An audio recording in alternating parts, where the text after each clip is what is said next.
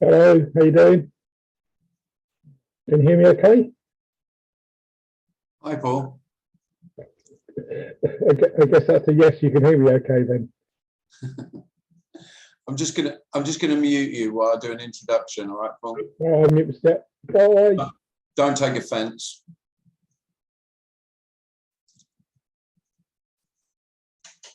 Somebody asked me about heaven and hell this week.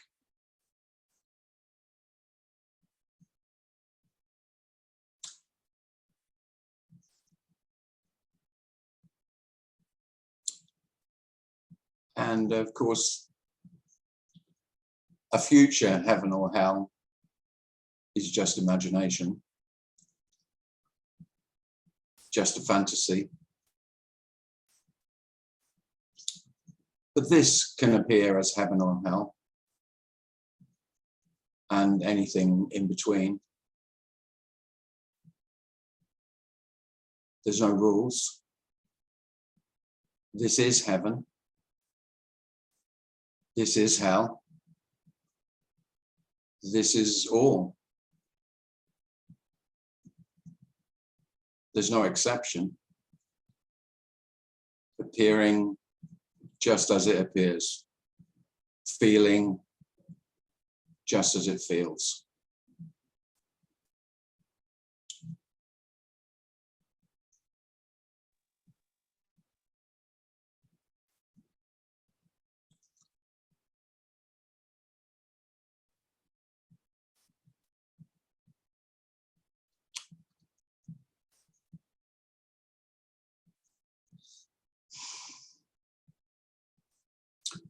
I don't have any recommendation about how to make this more heavenly and less hell.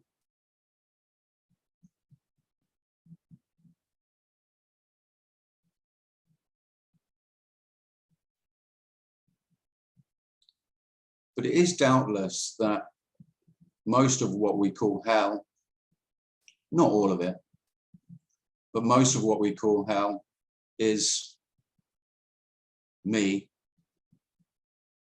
insisting that this isn't heaven.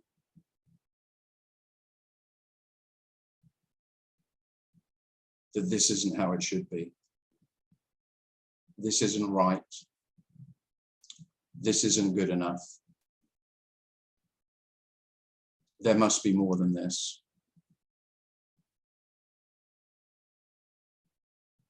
I deserve better. Or I deserve worse. Well, life isn't listening. Life can't hear your thoughts, no matter what you fantasized. No matter what dreams you've had of some omnipotent power that can hear your thoughts and may respond to them.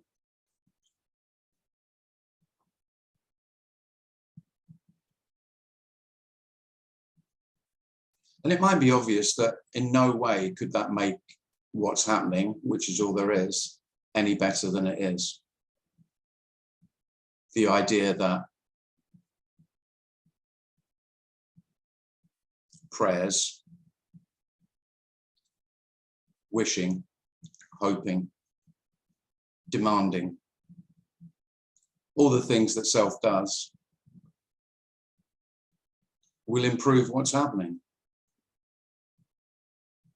Because if that's what's happening, that is the very essence of hell.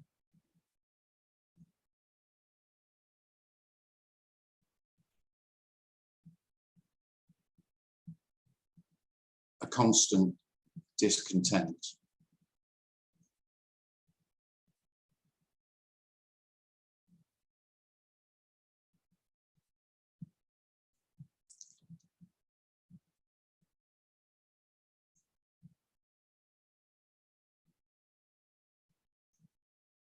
I was always attracted to suggestions that this is heaven and that I could get closer to heaven or could feel heavenly.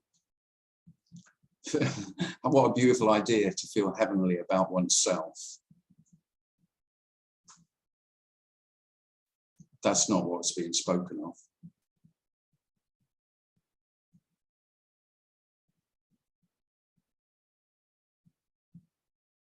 This is an absolute neutrality that includes all extremes. That may not make sense. None of this makes sense.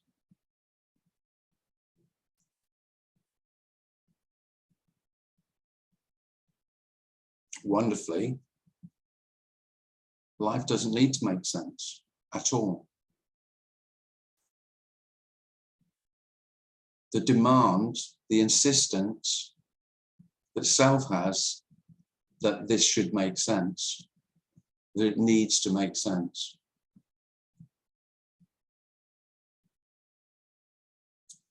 is suffering.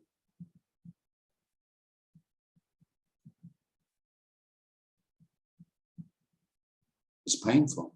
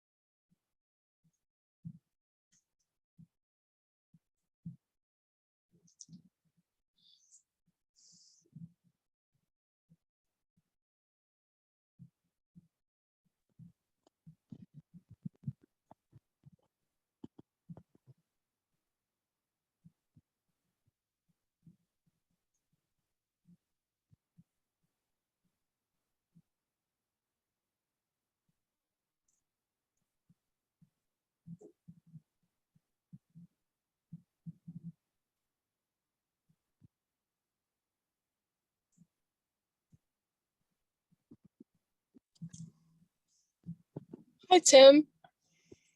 Hi, who's that? Hi, it's Marissa. Hi, Marissa. Hi. I was wondering, after what you just said, if it kind of brought up something, a story that I thought maybe would be kind of enjoyable, kind of along the lines of what you were saying. I'm a street performer. That's one of my jobs that I do. And the other day I was performing "Imagine" by John Lennon, and of course the first line is "Imagine there's no heaven," right? And Yeah. I'd been kind of being hassled by a man who was trying very hard to preach to me about Jesus, and of course it didn't help that I mentioned to try and put him off that I already know all these stories. I grew up Christian, but then he's like, "Well, are you now?" And I said, "Well, no." So of course he kept trying. So when I sung that line, "Imagine there's no heaven," he ended up coming back mid-song and saying, "I don't think it'd be very good to imagine there's no heaven, because that's where Jesus lives and it's the only perfect place." Right. And I just felt so sad. I felt so sad because I remembered the times where it really felt like heaven was true when I grew up religious, and how, like you said, the sense of hell was really the sense of, okay, I'm feeling sad. There's sadness now, but one day in heaven, I won't be sad. Yeah. Like right now I feel discomfort or pain, but that's okay, because one day, and once I get to the real thing, Yeah. then that won't be happening. But then I realized, like, that itself was the suffering, to believe that whatever's happening doesn't belong. And so I just felt so sad when, the way that those words, when I sing those words, I feel it just feels beautiful to imagine there's no heaven, imagine there's no hell below us, above us only sky. Yeah. But the way he heard that was like, but the only perfect thing is heaven. And I just thought, oh gosh, like I've been there, but I think every self has been there at some point. Yeah.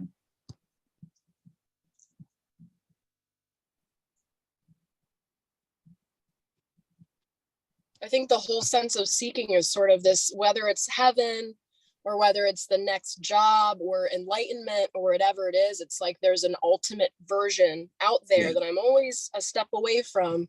And then whatever's happening now won't be happening once I get there. Yeah. You know? Yeah, that's great. Yeah, I've always loved that song.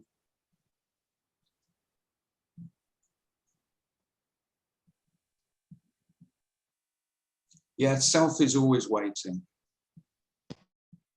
I mean, there's a myriad of ways that that self can wait and what it's waiting for. But I'm always waiting until it's perfect.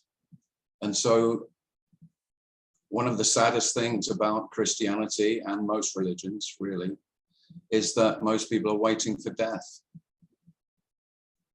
I mean, you can't get a bigger irony than waiting for death for life to be okay, which is really what most religions say that. I mean, they say perfection, yes, so heaven is perfect. But then that really is the waiting of self. Well, this isn't perfect. I can find fault everywhere. So, I'll wait till I'm dead. And then, I mean,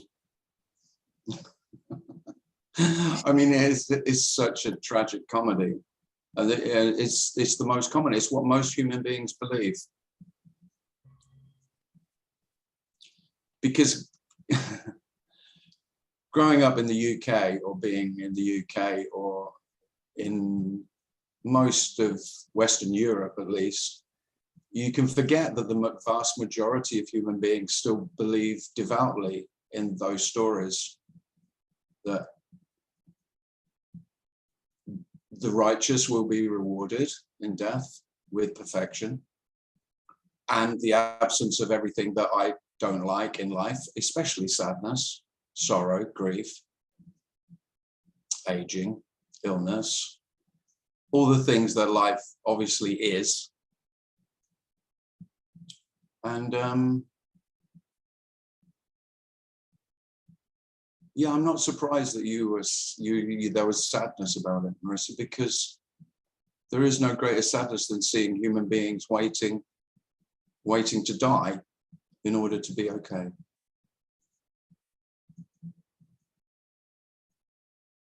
The irony is too, I mean, I think I can even say when I first heard this message, you know, there was even a sense of waiting for the death of me. Yeah. Oh, yeah. You know, and that was the next thing, right? It's like, okay, once me's gone, then this feeling won't be here. Once me's gone, then whatever, and then it's just another hamster wheel, right? It's another form of once I die, then I can live, right? Yeah, yeah.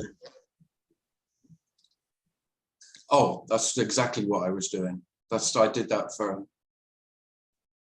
10, 12 years at least.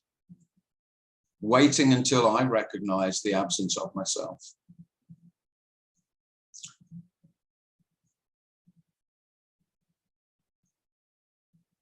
I probably don't have to spell it out, that that's not going to happen. There is no one to notice the absence of the one who would notice.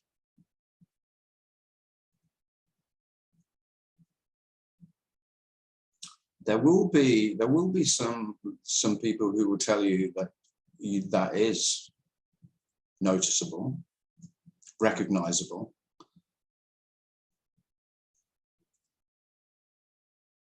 But there's no sense of that here at all.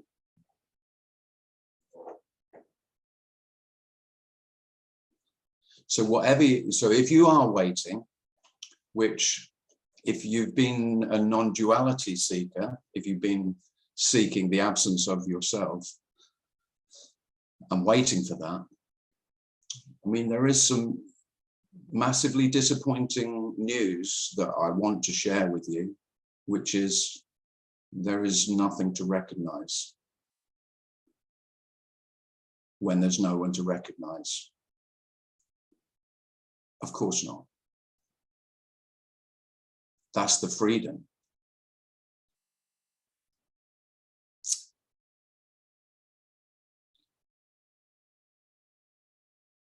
But life is much easier without waiting for it to happen, because it's not happening now at the moment. Really, all I'm really speaking about is this is it, rather than this will be it when it is it.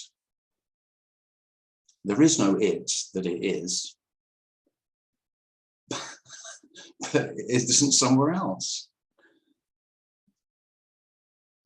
There is no it to come.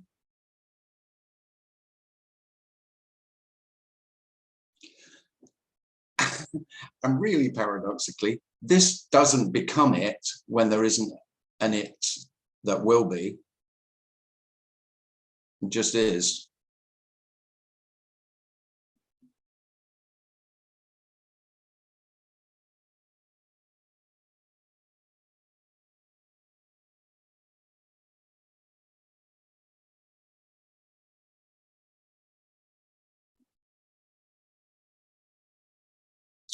But the other thing that you might be waiting for is for you to become it. There's plenty of teachings like that around. You become one with it. And in that sense, you are it. Not surprisingly, those teachings, those messages of you could become one with it, or that you already are it, but you're not recognizing it, and you might recognize it sometime in the future.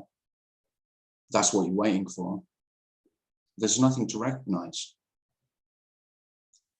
I mean, that is massively disappointing if you have been waiting.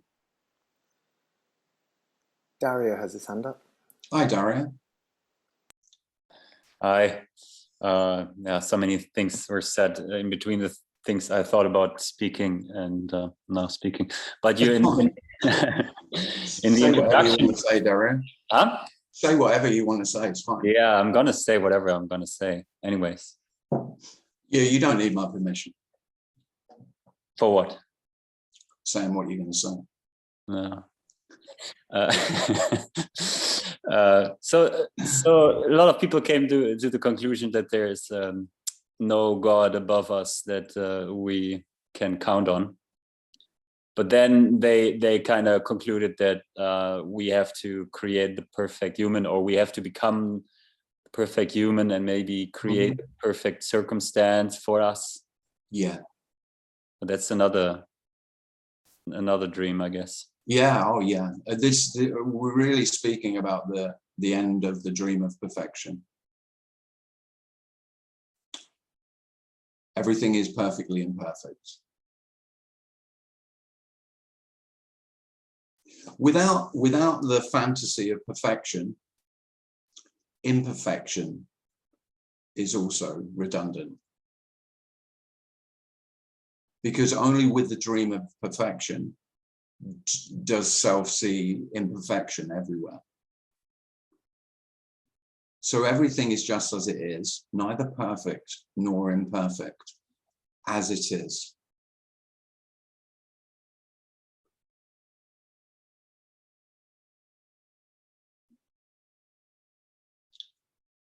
And although I'm not talking about acceptance, it can feel like that. It can have a flavor of that, a sense of it. Because when you judge, when self judges what's happening or what's appearing as imperfect, which it invariably does, then that is a rejection. That's a rejection of life, a rejection of what all there is. And that's how most human beings live. They live in constant, almost constant rejection.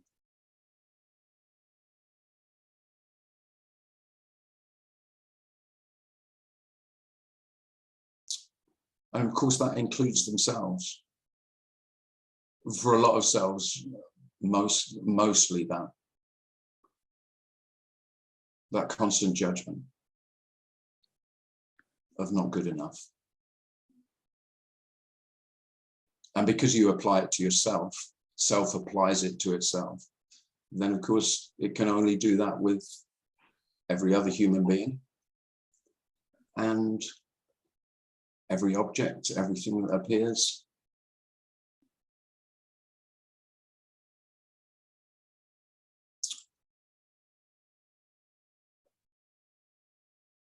I mean, there is a lot of conditioning in that. We're taught that from a very early age, that it's a positive to find fault. That's the only way to improve and perfect myself, to be the perfect me.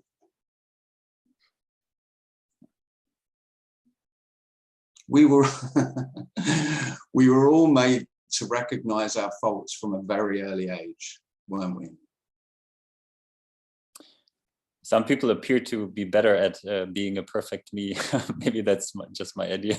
And again, of course, there is only there is no human being that's not being perfectly what it is. But there's a great deal of suffering in the constant rejection of what you'd call yourself as a human being, how you are.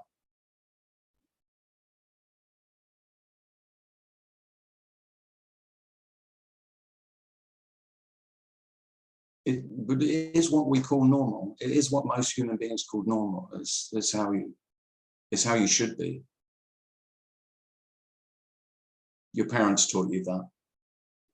Your teachers taught you that.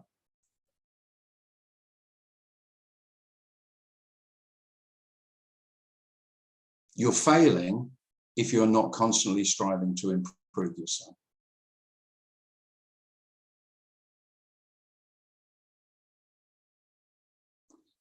And we wonder why most human beings feel a failure. By the way, that can be the most successful, what society would call the most successful human beings. Many of those feel just as much a failure as your average you or me. There's nothing worse than being on a pedestal. But the deepest failure is liberation. You could say it's complete, yeah. Complete failure. Yeah. If there was a path, which there's not, if there was, then yeah, I'm suggesting failure, humiliation, disillusionment,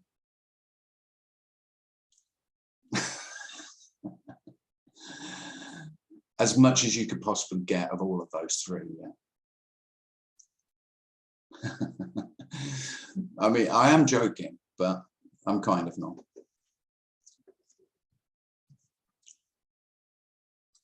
There was one more thing I want to say about the John Lennon song. Oh, yeah.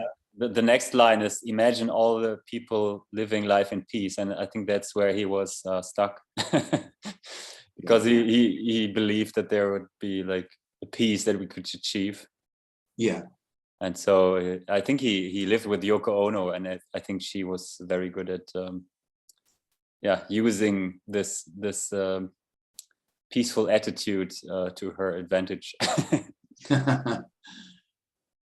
Yeah.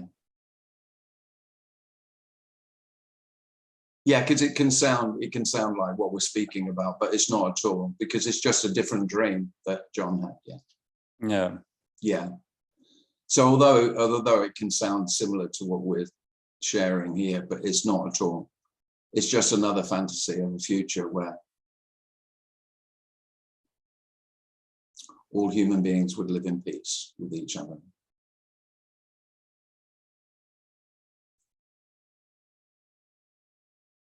I mean, that was the dream I liked the most, actually. Yeah, me too. I'm not saying as dreams go, it's one I would support. Go peace. Yeah, it's a lovely dream. Who doesn't love a hippie dream?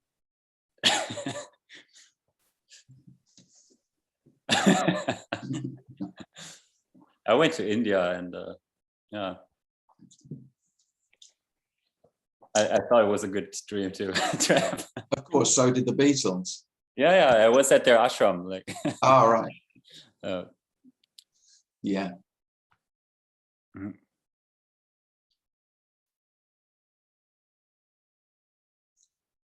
Thanks, Tim. Oh, thanks, Darren.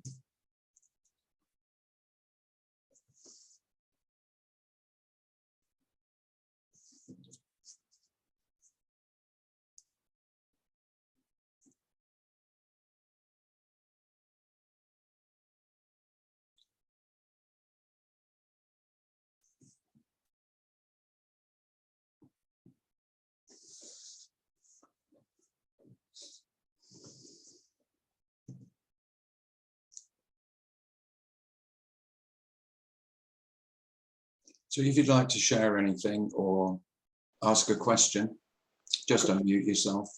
Chris has his hand up. Chris. Hi. Hey, Hi, Tim. Chris. Hi. Hi. I'm new to non-duality, and I Right. have read your book and Oh, watched a brilliant. bunch of your videos, and I wrote my question out because that's kind of what I do, if that's okay. Yeah, sure. Okay. So on the one hand, this is from your book. You say that you, Tim, are better off without the me, the self, and that life is better without the me.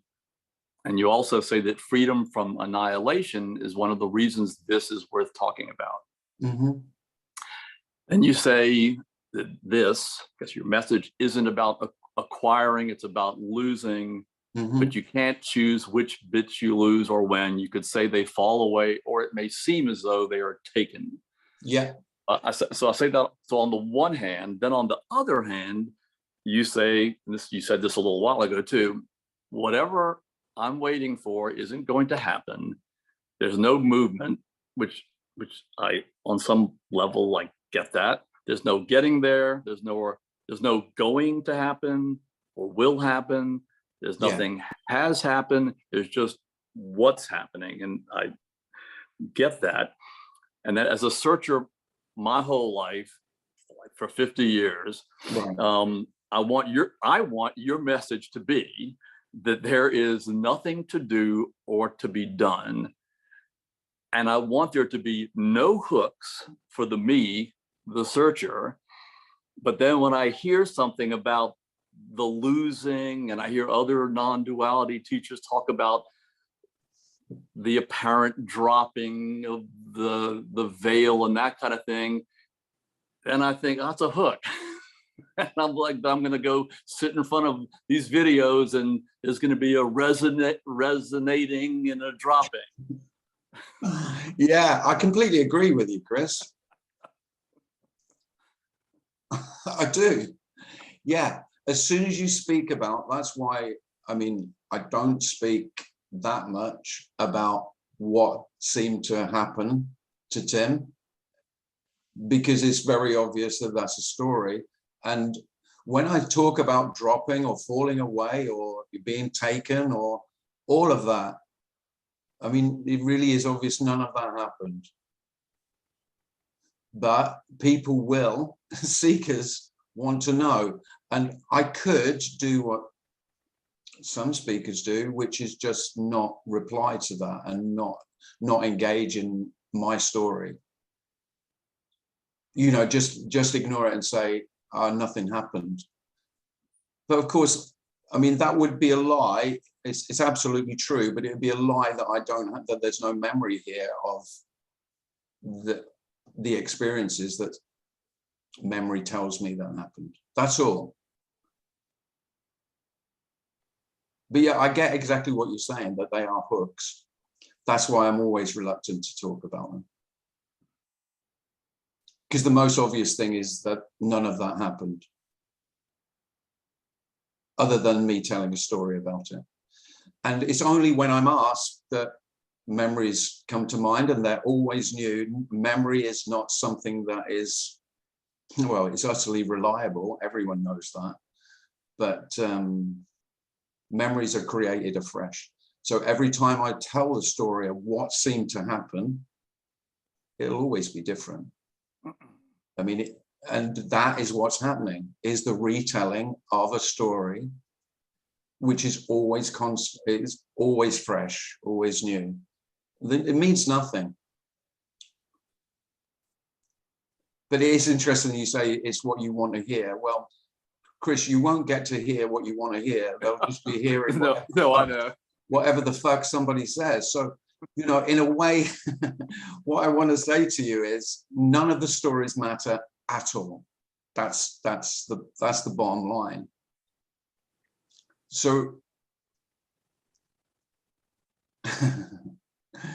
so, you know, the bit that you want to say, oh yeah, there's only just what's happening. That is it. And sometimes what's happening is there's a human being telling a story of what seemed to happen in the past, which of course is always happening when it's happening, not in the past. Yeah, what I want to hear is there's nothing that I can do, which certainly makes sense. If I'm an illusion, then there can't be anything that I can do. And I want to hear that there's nothing that can be done, that there is only what's happening. And then I won't feel like I have to do anyway. That's there absolutely is. It's worse than there is nothing that you can do. There is no you that can do anything. I mean, that's right. I mean, yeah. Is that more what you want to hear? Yeah, that's what I want to hear. Yeah, because of course the doing just happens, but really there is no difference between doing or not doing, Chris. That's the, yeah. I mean, you could say that's what you really want to hear, because there's the freedom. So whether there's doing, which is, and say the doing is a retelling of a story of what seemed to happen to Chris in his past. Whether that happens or not is of no significance whatsoever. It matters not a jot. It doesn't matter at all. The freedom is from, okay, there's a right way to be, and that, you know, there's a non-dual way to be, where, you know, you never tell us another story about Chris's past. And the people you like to listen to, they never speak about it either. Well, it doesn't matter, Chris. If that's what's happening, that's what's happening. It's all fine.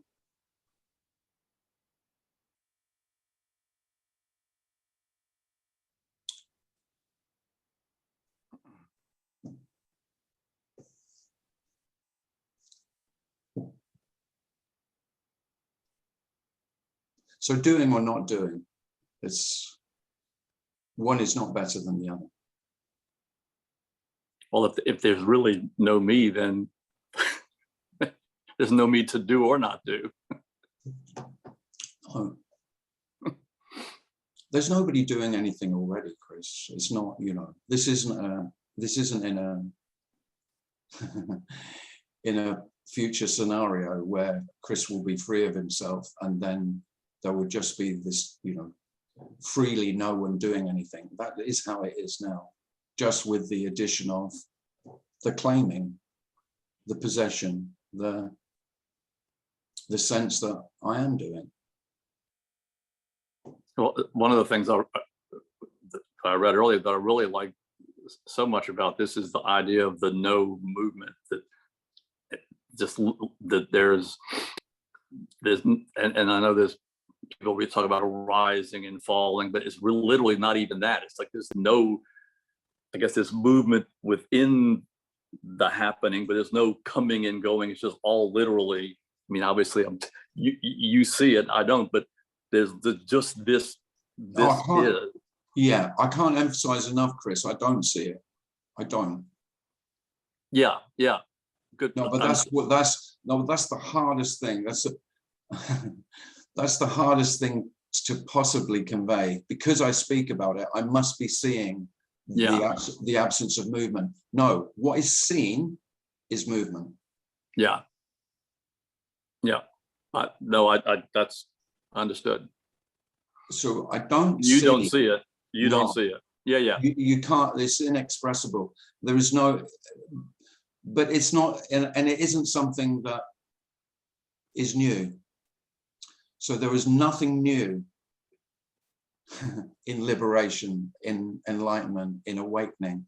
That is the impossible thing to convey. Because as me, the reason that it's not, I'm going to say the word seen, even though I've just said you can't see it, why it's not obvious is because there's nothing to see.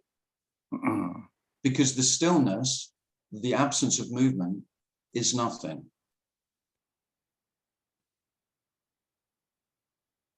The thingness, the movement, the happening is equally not happening.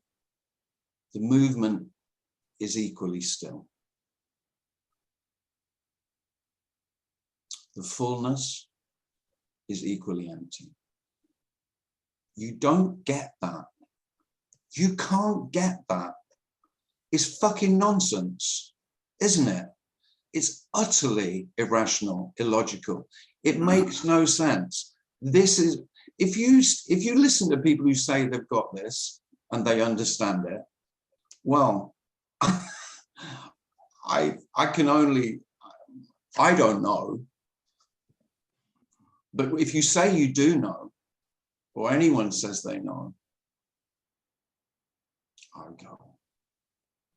I'd be very dubious, to say the least. This isn't knowing. This isn't about the acquisition of anything new at all.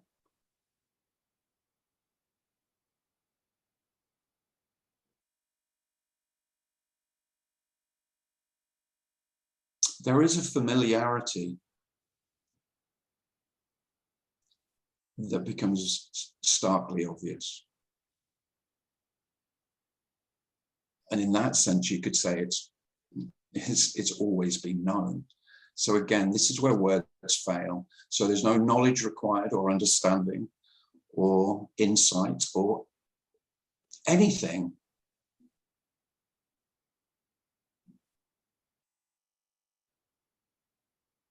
This is always, already, doubtless.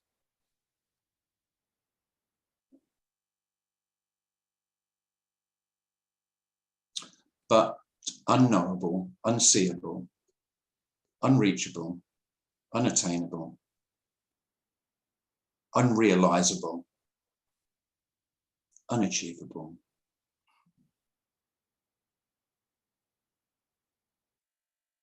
Simply because it is. This is already. Not before or after or during.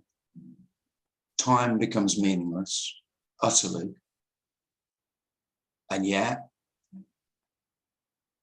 there can be practical functioning in just the same way. Again, you don't need knowledge for that. You don't need to know. This illusion that self has, that unless I know,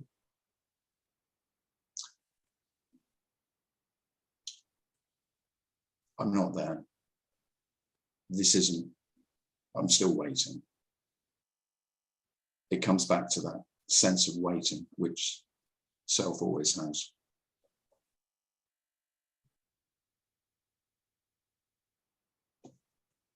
Not sure what sort of answer that was, Chris. No, that was great. Thanks, Tim. Thanks, Chris. There's nothing you can do. There you go. That's what you wanted to hear. Yeah, that's exactly. My me thanks you. But the nothing to do, or nothing that you can do. Yeah. It goes along equally with anything. Do anything. Anything that is done. Thank you. You're welcome.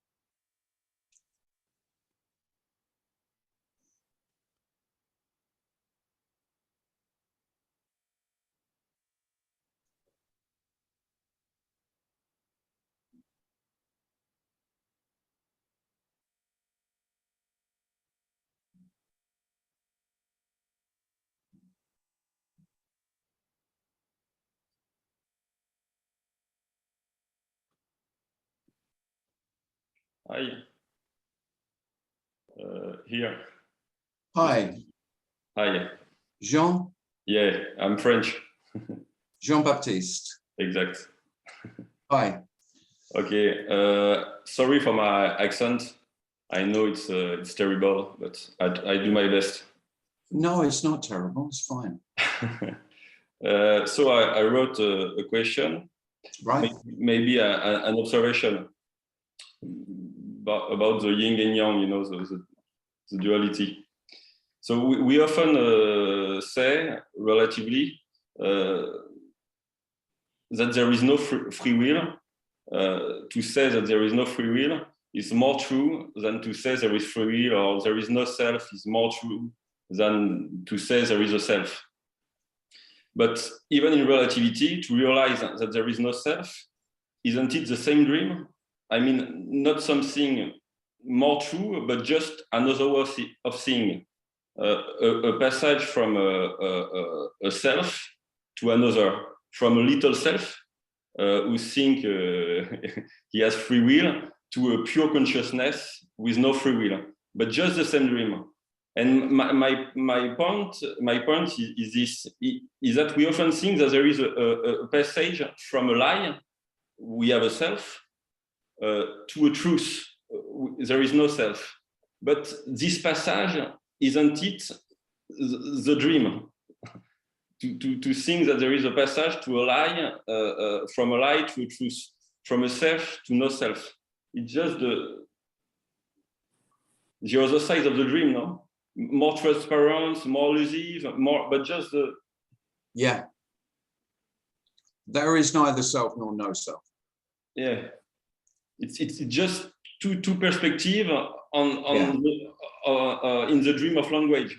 But of course, the whole, yeah, because they're both, but they're both as concepts. Yeah, of course, if there is no self, then there's no self.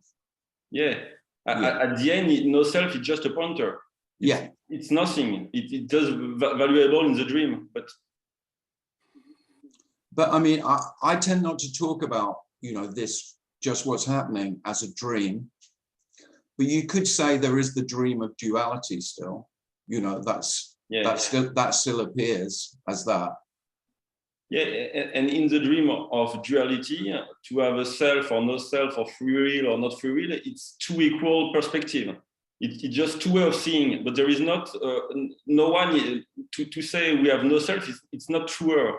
It's just one is in language, one is not language, but it just, because we think there is something, we think it's I know the truth. There is no, I mean non-duality, and and we denounce the dream, and you're a poor guy. You don't know the truth. But it's just another dream, more transparent, more light, more. Absolutely, yeah. And yeah, I couldn't agree more, really, Jean-Baptiste. This is exactly what I would say. That means nothing at the end. The dream that you can go from, or there is a going from self to no self, is just another fantasy. Yeah, that's not what I'm speaking of. You know, that's what I was talking to Chris about, really. Yeah, exactly. The reason I speak about it is because people ask me, and then I answer. But what does seem to happen without that, you know, that the importance of me and my life is, you can speak about a story, the seeming story, without it having any weight, or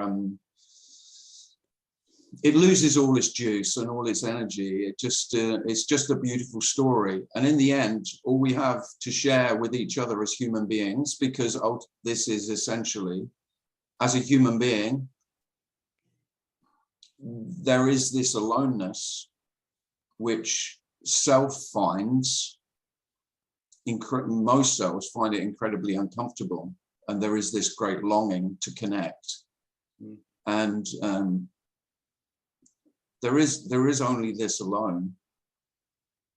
And one of the most incredible things is that the character here, Tim, longed for connection and was very afraid of being alone. found aloneness really painful, excruciating for a lot of his life, and longed to, well, longed to end the aloneness and felt lonely.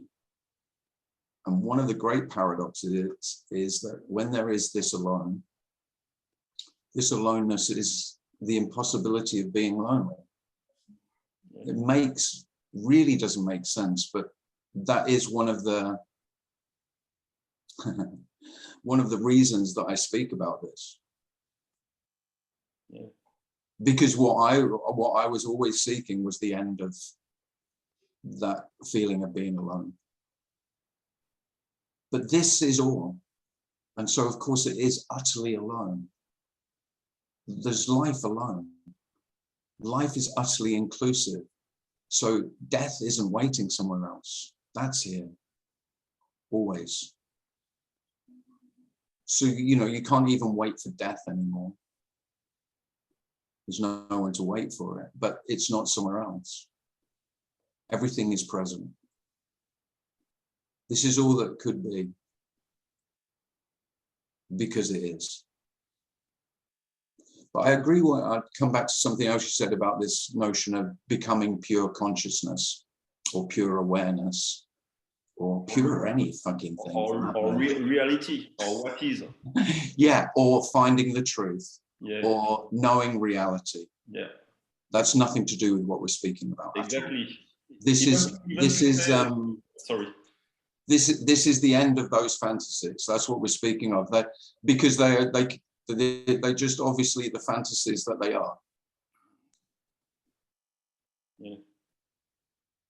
This isn't knowable, what we're speaking of. It's not attainable. Oh, I've said all that all once. I won't go through the whole list again. Yeah, even the mystery, when you say it's all mystery, it's an the thing is, there is no mystery.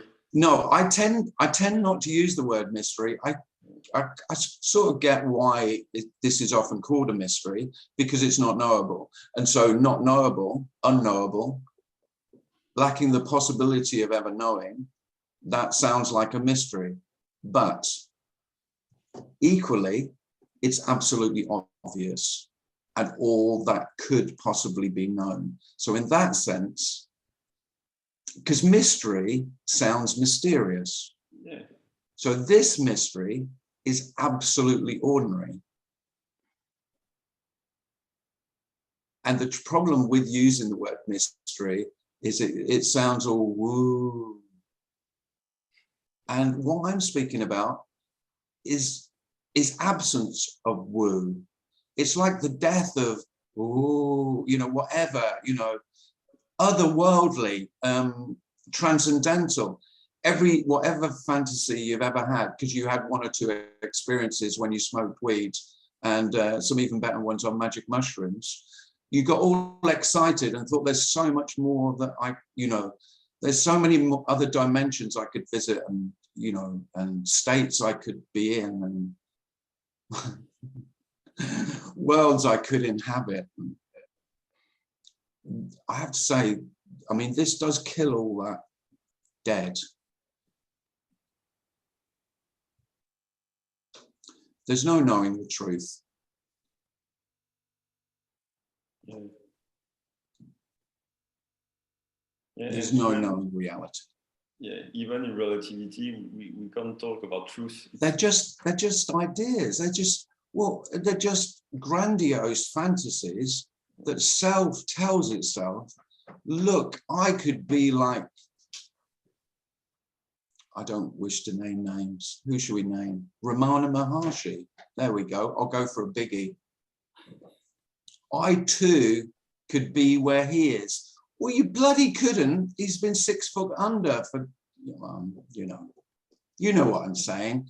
The whole fantasy that you could be like another human being. Forget it. Yeah. I mean, what a ridiculous idea. But if you ask most human beings, that's what they're spending most of their time doing, becoming closer, more like their heroes or their heroines. That's how they're spending their life. and to think we are more profound than other human beings. Say again, sorry. To think we are more profound than other human beings, it's another trap. No, definitely not. This is nothing about being more profound. Yeah, that's the freedom. We can't be more profound, more superficial, or more nothing. Like you say, no real, no unreal.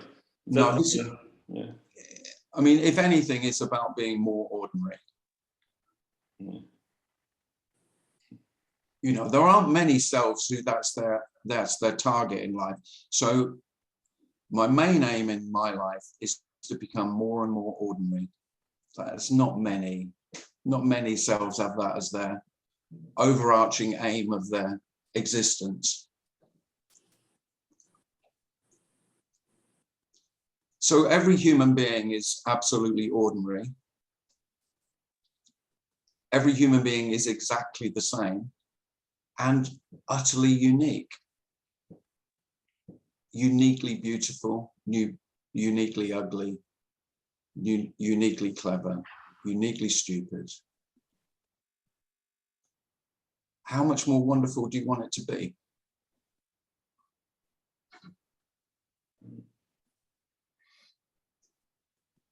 Yeah, thank you. Brendan has his hand up. I'm not sure if I answered your question or not, John Baptiste, but No, perfect. okay, lovely. Thank you. Go ahead, Brendan. Brendan. Hi, Tim. Hi, Darren. Hi, Brendan. I've only got about 4 minutes left in this timelessness. You're all right. What was I wanted to ask? I love Jean Baptiste's accent. I wish I had one like that, actually. Don't do the stereotypical, you know, sexy Frenchman thing with me. I didn't use the word sexy. No, I didn't. This message isn't a message, really. Yeah, I don't know what to call it. I mean, I say message just so I don't say teaching. Yeah. You know, they seem to be the. Yeah. I suppose I'm just curious about the difference between the word individual and the word person. Oh, it doesn't matter, Brendan. I know that. It doesn't matter a shit. Call human beings whatever you like. And the use of the word illusion for those people who see themselves as a person is quite a cruel message, actually, because it seems very real to them. Yeah, oh, absolutely, yeah. Oh, well, that's why it's not popular, Brendan. And I'm just wondering where it comes from. That I'm just wondering whether, in terms of relative to the West, whether it's sort of an Eastern sort of concept, illusion, because it is used in Eastern sort of areas, I think. And yeah. So, do you mean when you say illusion, are you meaning self as illusory, as an illusion? The illusion. Well, I don't know, but the use of the word illusion is quite common in this area. And I just wonder whether it pays enough attention to the receipt of that message to people, because it's quite cruel, really, that sort of illusion, because actually it's really real to the person. Yeah, absolutely. Oh, without a doubt. And although I get exactly what you're saying, and do you know, when I used to go to Tony's, certainly initially when I was going to Tony's, that it felt cruel to me. Mm-hmm. I can remember that. But it's not. I mean, it's not, because. No, I know that. I know that, but I'm just wondering. Because the intention is sorry. Because the intention is compassionate, it's not cruel. No, I get that. I can see how it can appear that way. I'm just wondering, in terms of the message, which isn't a message, whether there could be more deconstruction about the difference between an individual and a person? Well, the thing is, when we're talking about, you know, different words, that it's always semantic. You never know how whatever words come out will be received. So if we say individual and person, you know, one person will hear individual as person and another one will hear person as individual. It's, you know, you just don't know how. But one can't deny, can one? One can't what? Sorry, Brendan. One can't deny. I'm aware that I've got about a minute to left. No, you're all right. One go can't deny that, and we're all individuals, human beings. Individual human beings. I can go with that. Yeah. So this is quite the opposite. It is the opposite of what most, well, a lot of people think the non-dual message or communication is about. Yeah. Which is the end of individuality. Well, it's not, is it? No, absolutely not. It's the exact opposite. It's freedom to, it's freedom for the individual human being to be fully what it is. Yeah, exactly. Without the constant fucking constraint and judgment and inhibition that self places upon that poor fucking human being. Of the person. Well, I'm not getting, well, I prefer human being because person can just sound like self, can't it? But it doesn't matter. It doesn't matter at all. Well, I suppose it matters to everybody who's a person. Well, of course, when you, if I'm speaking about you and you hear it as self hearing it, of course, you're going to take great offense at anything that I say about yourself, because the very nature of self is self-defensive. That's, you know, that's why me is always getting into so many arguments, because I demand that I'm right. And I don't like being shown that I'm wrong, or I might be wrong, or I might be beaten, or I might be humiliated, which is, you know. I need to go. It's just delightful to talk to you anyway. It's delightful to talk to you. Oh, it's always a delight. Feel free to give me a call. See you. No, thanks, Brendan. Bye. But it is hard to distinguish. I mean, hopefully, if I don't communicate that this, what we're speaking of, I mean, out of the three words, enlightenment, awakening, or liberation, which are the most commonly used for whatever we're talking about, the falling away or the non-appearance of the sense of being me, I prefer liberation. Liberated, because that's why I'm speaking about that. The speaking about this is because I haven't forgotten. There is a very distinct memory of how shit I was to myself. That's really all the motive, because really everything else, I'm not speaking about anything. It might sound, all the profound stuff that you might come out of this map that sounds really profound. It's not, because it's just as it is. And the great irony and paradox is that the ordinariness is the profundity. This most ordinary life is absolutely profound. You can't get more profound than all that is. How? It's not possible. So this is the impossibility of anything ever being more profound. Now, in that is immense freedom, great ease, the peace that passes all understanding, and love. Unconditional. This is always unconditionally as it is.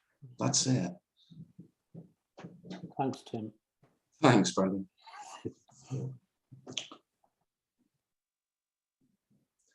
So, Well, John says in the chat, Yeah, It's quite interesting. He said the origin of person from Latin, persona, mask. actor's mask, yeah, or a character in a play. An individual is that which cannot be divided. You see, I mean, I don't tend to use, I will use either of them, but I like human being. You could say, rather than most of the time not liking being human, without me, there's liking being human.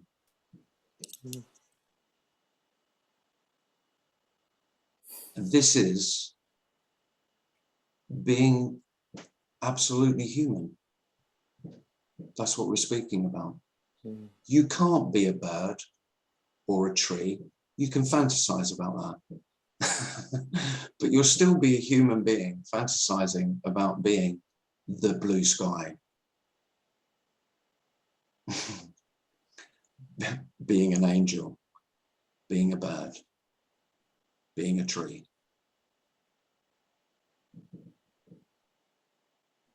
Well, thanks for coming, everybody. I'll give my retreat a plug in 3 weeks. No, 2 weeks on Saturday. 1, 2, 3. The 5th, right? 5th and 6th. Is that Yeah, right? 3 weeks. 3 weeks. So in 3 weeks, 3 weeks from Saturday, I'm doing a weekend of talks, 3 on Saturday and 3 on Sunday. You're all welcome to come to part or all of that. The cost is, and all the details are on the website, timclissthis.com. If you could only make it for part of it, or you think that the cost is a little bit too much for you, then by all means, just email me and we can come to some arrangement. It'd be fine. So thanks very much for coming. By all means, make a donation. Again, you can do that through the website. Thanks very much, and yeah, take care, everybody. Thanks, Tim. Thanks, Tim. Thanks, Darren. Thank you. Thanks very much. Bye-bye. Bye. All the best. Bye. See you. Bye. Bye. Thanks, Tim and Darren. Thank you. Bye. Bye-bye. Thank you, Tim. And Darren.